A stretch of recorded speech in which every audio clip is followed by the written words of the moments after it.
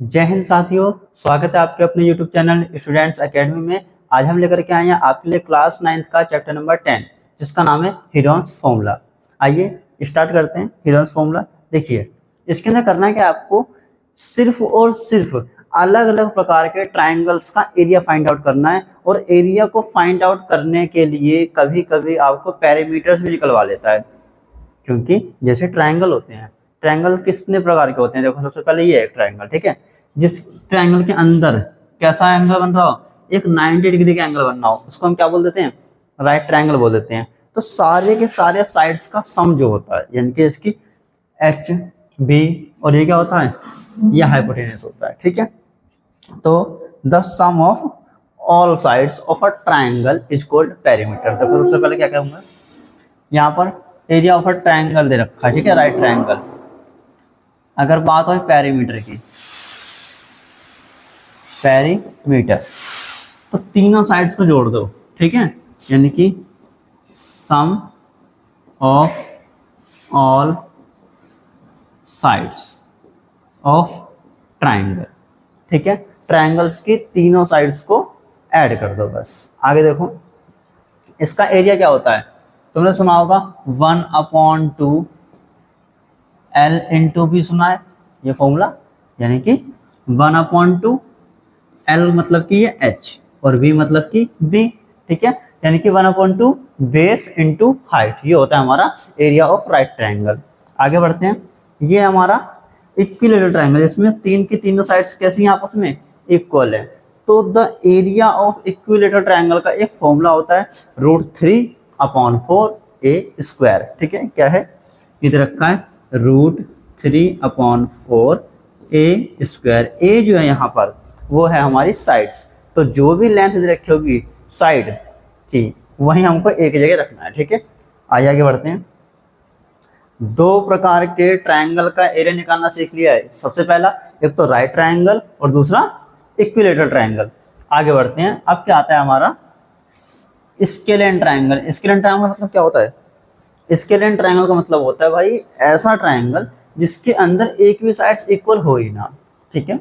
तीन साइड्स होती हैं, ये अलग लेंथ की है, ये अलग, ये अलग, तीनों के डायमेंशंस कैसी हैं, एकदम अलग एक दूसरे से, ठीक है। उसे कहते हैं स्केलेन ट्रायंगल।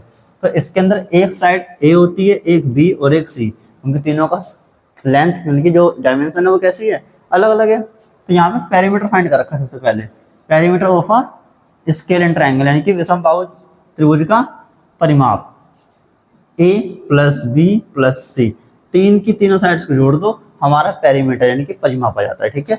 अब क्या निकालना होता है हम लोग को, semi perimeter. Semi perimeter of a scalene triangle, इसका मतलब क्या होता है कि जो भी तुमने पेरीमीटर निकाला है, यानी कि अर्ध परिमाप बोलते हैं इसको, ठीक है। जो भी पेरीमीटर निकाला उसका आधा कर दो, सेमी कर दो, ठीक है, सेमी पेरीमीटर। तो हमारा पेरीमीटर क्या होता है, A + B + C, और किसी भी नंबर का आधा करो तो उसके बटे में 2 लगा दो, इसकी A + B + C, उसके पूरे के ऊपर में क्या है 2, तो ये हो जाएगा हमारा क्या, semi perimeter of a triangle. इस सेमी पेरीमीटर को ना तुम ऐसे भी लिख सकते हो, एस से, S = A + B + C/2। तो हमारी S की वैल्यू निकलती है भाई इससे, इस वाले फॉर्मूले से, ठीक है। उसके बाद निकालना होता है हम लोग को एरिया, यानी कि क्षेत्रफल, ठीक है। एरिया ऑफ अ ट्रायंगल क्या होता है, रूट में S फिर bracket S - A bracket S - B bracket S - C, ठीक है। ये है हमारा क्या चीज, ये है हमारा एरिया ऑफ ट्रायंगल, और इसी फॉर्मूले को हम बोलते हैं हेरोन्स फॉर्मूला, ठीक है। आइए आगे बढ़ते हैं इसके एग्जांपल्स की ओर, ठीक है। देखिए, एग्जांपल नंबर फर्स्ट, जो कि आपकी एनसीईआरटी बुक से हमने लिया है, मतलब कि एनसीईआरटी बुक को ही सॉल्व कराने के तरीके से, ठीक है। तो एग्जांपल नंबर 1 क्या है, find the area of a triangle two sides of which are 8 centimetre and 11 centimetre. देखो, इसके अंदर एक ट्रायंगल दे रखा है, कैसा दे रखा है, एक भाई ट्रायंगल दे रखा है। चलो ट्रायंगल दे सबसे पहले, है ना। अरे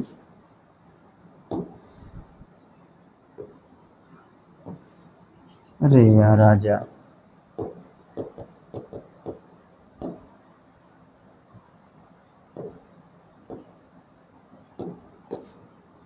तो ड्रॉ हो जा। अच्छा, ये कलर पे चेंज है, अब ड्रॉ हो गया भाई, ठीक है। कैसा ट्रायंगल है ये ट्रायंगल हमारा स्केलेन ट्रायंगल, जिसके अंदर एक साइड कैसी है 8 सेंटीमीटर, सेकंड साइड 11 सेंटीमीटर, यानी कि ये ए की वैल्यू दे रखी है, ये बी की वैल्यू दे रखी है, सी की वैल्यू तुम लोग को नहीं दे रखी, पर दे रखा है तुमको पेरीमीटर इज 32 सेंटीमीटर। तो यहाँ पे लिखो सॉल्यूशन करा रहा हूँ भाई। अब सॉल्यूशन चलो अलग कलर से ले लेते हैं, रेड से, है ना। सॉल्यूशन क्या हो जाएगा, सबसे पहले तुम लोग को दे रखा है पेरीमीटर, पेरीमीटर इजकल टू क्या दे रखा है 32, ठीक है। अब पेरीमीटर का फॉर्मूला मैंने पहले क्या सिखाया है, a plus B plus C is equal to 32, ठीक है। अब a की वैल्यू कितनी है 8, तो लिखो 8, b की वैल्यू कितनी है 11, तो लिखो 11, प्लस c की वैल्यू c इजकल टू 32, 11 और 8 कितना जाएगा 19, प्लस c इजकल टू 32, तो c इजकल टू 32 माइनस का 19 हो जाएगा, यहाँ प्लस का तो है 19, बराबर के दूसरी साइड जाएगा तो क्या हो जाएगा माइनस का, तो c इजकल टू हमारा आ जाएगा 13, 32 में से 19 गए तो 13, तो c की वैल्यू क्या आ गया भाई, ये आ गई हमारी 13 सेंटीमीटर, ठीक है। अब निकालेंगे हम लोग क्या, इसका एरिया। तो एरिया निकालने के सबसे पहले क्या निकालते हैं भाई, सबसे पहले निकालते हैं हम लोग एस निकालने के लिए a plus B plus C upon 2, ये रहा a plus B plus C की वैल्यू कितनी रखी है हम लोग को 32, तो लिखो 32 अपॉन 2, कैंसिल हो जाएगा तो क्या आ जाएगा 16, तो भैया s की वैल्यू आ गई हमारी 16। ये बात समझ में आ गई सबको। देखो अब आगे बढ़ते हैं हम लोग, एरिया निकालते हैं,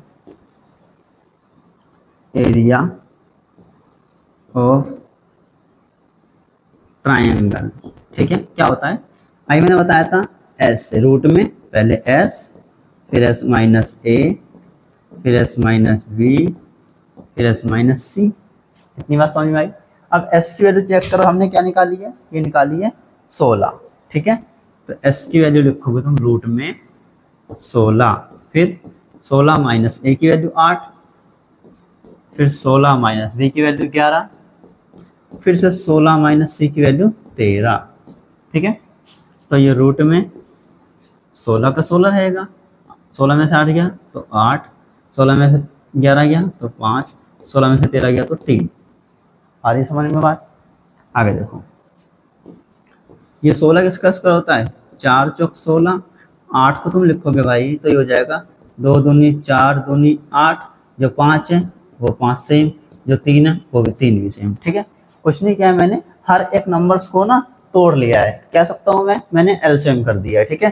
तो 4 और 4 की पेयर बनी तो 4 बाहर, 2 और 2 की पेयर बनी तो 2 भी बाहर, रूट में क्या बचा सिर्फ 2 × 5 × 3, 2 × 5 × 3, अब 4 दूनी 8, रूट में 5 दूनी 10 3 30, ये जो है सेंटीमीटर स्क्वायर, ये हमारा भाई answer.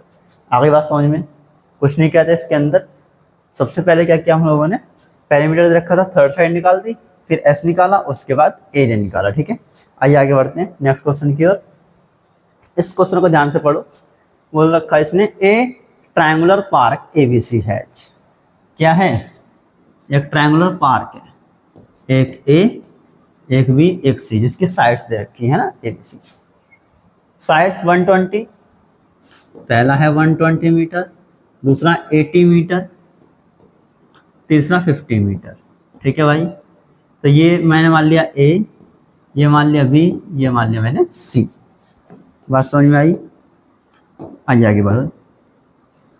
A gardener Dhania has to put a fence all around it and also plant grass inside. क्या करना चाहता है, एक जो गार्डनर धनिया है वो यहाँ से लेकर के पूरी तरफ क्या करना चाहता है, has to put a fence, यानी कि एक फेंस लगाना चाहता है, बाड़ लगाना चाहता है, कांटे के जो तार होते हैं ना वो लगाना चाहता है, ठीक है। क्या रखा है, how much area does she need to plant, यानी कि उसके अंदर जो एरिया होगा वो एरिया कितना होगा, और find the cost of fencing it with barbed wire at the rate of 20 rupees per metre, ठीक है। देखो सबसे पहले इसका ये निकाल लो कि कितना उसको क्या करना पड़ेगा, लंबाई का वायर चाहिए, यानी कि ऐसे लिख लो, लेंथ ऑफ वायर, कितना length of wire, a plus B plus c. देखो यहाँ से उसने लगाना शुरू किया, तो मतलब कि हमने क्या ले लिया, ए, फिर यहाँ से ये और यहाँ से, मतलब कि ए बी सी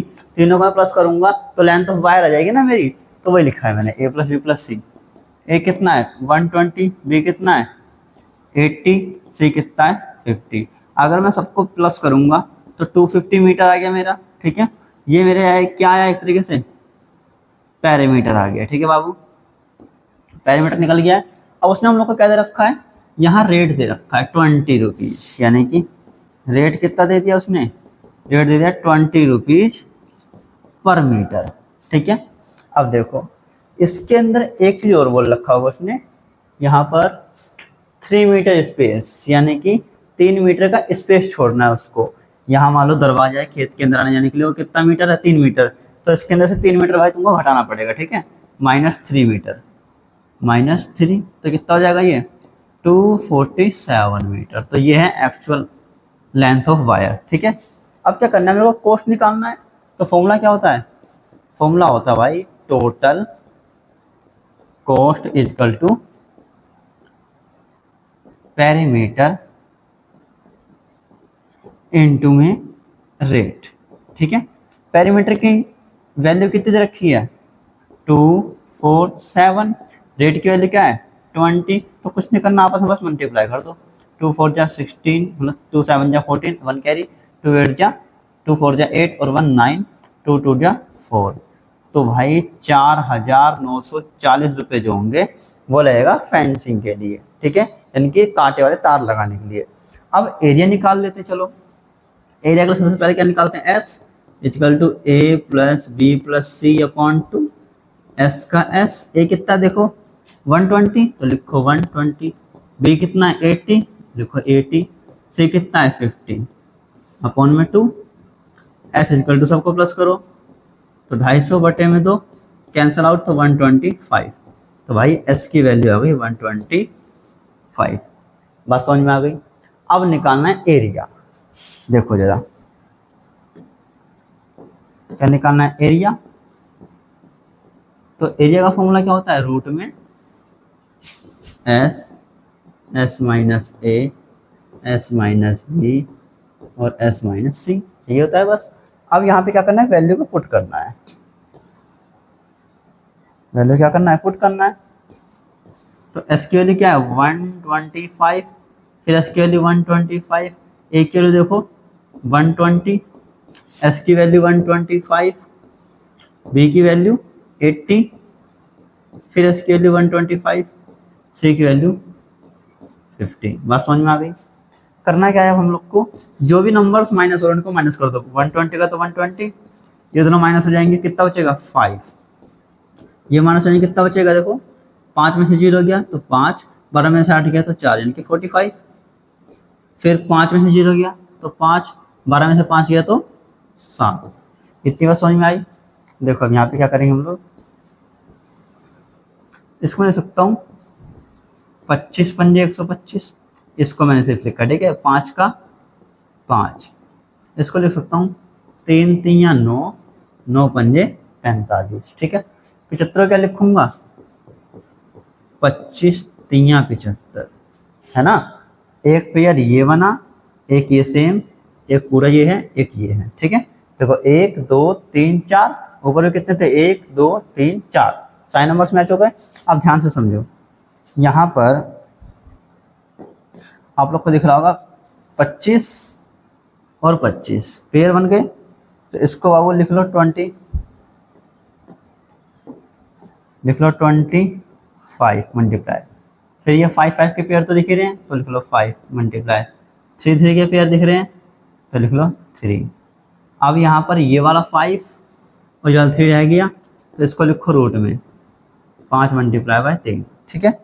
अब 25 पंजे 125 दिख रहा है आप लोग को, मैं वाइट से लिख देता हूँ, 25 पंजे 125 गुणा में 3 रूट में 15, 5 3 15, 1 हासिल, 3 दूनी 6 और 1 7, 3 एकम 3, तो 375 रूट 15 मीटर स्क्वायर जो है वो एरिया है, जहाँ पर जो धनिया है यानी कि वो जो गार्डनर है वो घास को बोएगा या घास को उगाएगा, ठीक है, समझ में आ गया।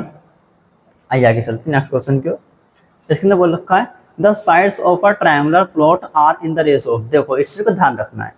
पहले मैं इसको दो पार्ट्स में डिवाइड करता हूँ। इसका कैसे ध्यान रखना है कि जहाँ कहीं भी रेशो में देगा ना वहाँ पर एक अलग ट्रिक लगाते हैं। जैसे कि ये ट्रायंगल है, इस ट्रायंगल में ये दे रखा है 3, ये 5, ये 7, पर रेशो में है ना, तो रेशो के लिए ना इसको x मान के चलते हैं साथ में। तो एक साइड कैसी है 3x, एक है 5x, एक है 7x, ठीक है। और दे रखा है इसको इट्स पेरीमीटर इज 300 मीटर। तो पेरीमीटर दे रखा है इसमें हम लोग को, perimeter is equal to 300 metre. Perimeter की फॉर्मूला क्या होता है, a plus B plus C is equal to 300 metre. आई बात समझ में। अब a की वैल्यू कितनी है 3x, b की वैल्यू कितनी है 5x, c की वैल्यू 7x बराबर में 300। ये मत सोचना है कि ये a ये b ये c ये जरूरी है, तुम किसी को भी a मान सकते हो, किसी को भी मान सकते हो, किसी को भी c मान सकते हो, लेकिन जिसको तुम a मान लोगे वो a ही रहेगा, ठीक है। अब 3x और 5x 8x, 8 और 7 15x बराबर में कितना 300। 15 से 30 कटेगा 2 बार में, 0 का 0 बराबर में x। तो x की वैल्यू कितनी आ गई बाबू, ये आ गई 20, ठीक है। अब मैं निकालता हूँ a की वैल्यू। a की वैल्यू क्या है 3x, तो a is equal to 3x की वैल्यू क्या है 20, तो a की वैल्यू क्या आ गई 60, उनके बीच में क्या होता है 60। ऐसे निकालो b की वैल्यू, b की वैल्यू क्या है 5x, b का भी बराबर 5x की वैल्यू क्या निकाली है 20, तो 20 पंजे 100, ये आ गई b की वैल्यू। सेम तरीके से निकालो c की वैल्यू, 7x, c equal to 7 bracket में 20, ठीक है, c इजकल टू 140, ये हो गया आपकी c की वैल्यू। इतनी बात समझ में आ गई। अब क्या करना है, ये a ये b ये c इनको मानते हुए सवाल को आगे करना है। देखो ये रहा a इस बार कितना है, ये है 60, v कितना है 100, c कितना है 140। आ रही बात समझ में। देखो a 60, b 100, c 140। तो सबसे पहले निकालो s is equal to a plus B plus C upon 2।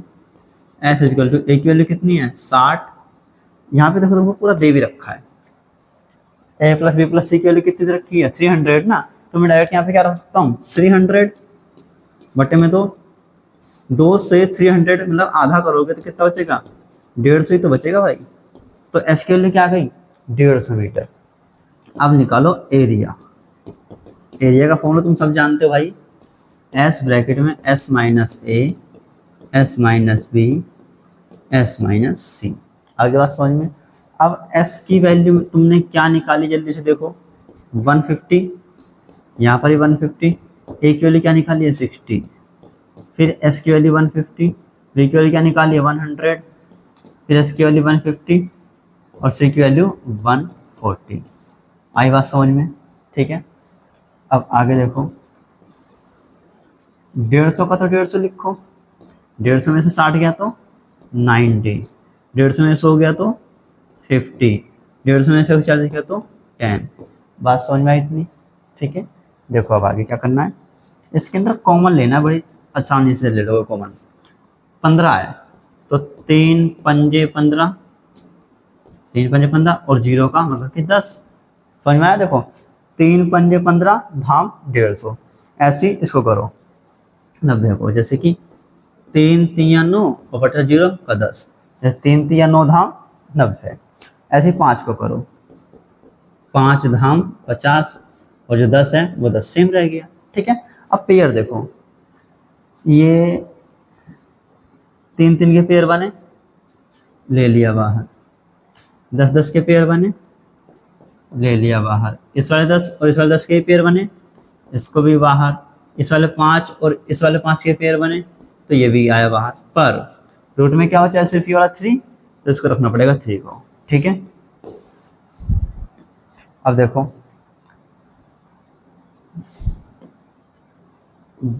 30 बचेगा, 3 धाम 30 गुणा और 10 पंजे 50, रूट में 3, 5 तियाँ 15, 1 0 1 0 कितना हो गया 2 0, रूट 3 मीटर का स्क्वायर। ये था हमारा एग्जाम्पल नंबर 3। आई बात समझ में? ठीक है, देखिए आज हमने इस वीडियो में कितने क्वेश्चन समझे हैं। सबसे पहले तो हमने एक इंट्रोडक्शन किया है, जिसके अंदर मैंने आपको क्या बताया है कि 3 टाइप्स के क्या होते हैं हमारे ट्रायंगल होते हैं, एक राइट ट्रायंगल, एक इक्विलेटरल ट्रायंगल, एक स्केलेन ट्रायंगल। ठीक है, तो इन के तीनों ट्रायंगल्स का एरिया और पेरीमीटर कैसे फाइंड करते हैं मैंने ये बता दिया है। उसके बाद आपके 10 चैप्टर का example number 1, example number 2 and example number 3 मिल गया हमको। ठीक है, तो आगे के इस वीडियो में हम लोग इसी चैप्टर को आगे सीखेंगे, जो कि शुरू होगा आपका एक्सरसाइज 10.1 से। ठीक है, अभी के लिए बस हमने एग्जाम्पल्स वही सोल्व कराया, तब तक के लिए इसकी तैयारी कीजिए और आगे पढ़ते रहिए। हम मिलेंगे अगले एक्सरसाइज के साथ, तब तक के लिए धन्यवाद।